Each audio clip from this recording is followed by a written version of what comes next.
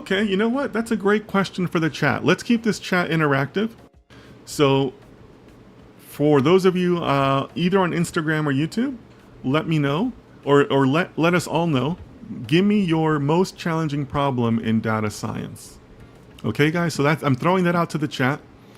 Everybody in the chat can contribute an answer. You know, maybe give a short answer, right? You probably don't want to go too long of an answer. Give me your elevator pitch for what is the most challenging problem in data science. I have a couple of ideas, but I don't want to say them because I don't want to bias the chat, right?